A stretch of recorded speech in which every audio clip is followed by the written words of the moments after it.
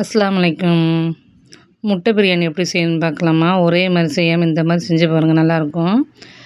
நான் பல்லாரி வெங்காயம் எனக்கு வச்சுருக்கேன். தக்காளி, வெங்காயம், இஞ்சி பூண்டு பேஸ்ட்டு. குக்கரில் தேங்காய் எண்ணெய் ஊற்றிக்கோங்க. பட்டை, கிராம்பு, ஏலக்காய்,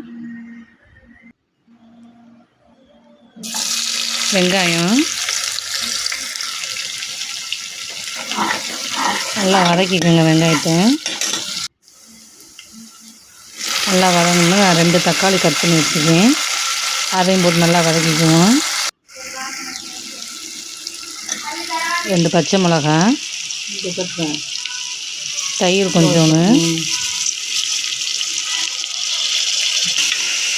புதினா, மல்லி, கொத்தமல்லி போட்டு அதையும் நல்லா வதக்கிட்டு இஞ்சி பூண்டு பேஸ்ட்டு 2 டீஸ்பூன் போட்டுக்கோங்க.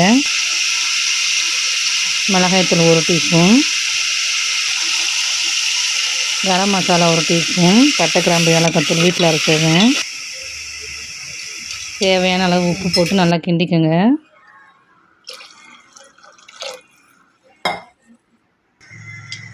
நான் தண்ணி ஊற்றி நல்லா கொதிச்சதும் பாஸ்மதி அரிசி ஒரு 1/2 மணி நேரம் ஊற வச்சுருந்தேன், அதை அதில் போட்டு ஒரு கிண்டி விட்டுட்டு 3 முட்டை உடச்சி ஊற்றிக்கோங்க.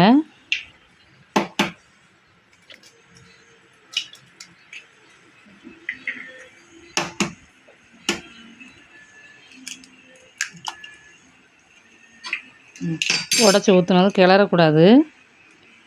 நெய் கொஞ்சோண்டு ஊற்றிருக்கேன். குக்கரை மூடி வச்சு ஒரு 2 விசில் வச்சுருங்க. நல்லா உதிரியாக நல்லா டேஸ்ட்டாக இருக்கும். இந்த மாதிரி நீங்கள் ஒரு தடவை செஞ்சு பாருங்கள்.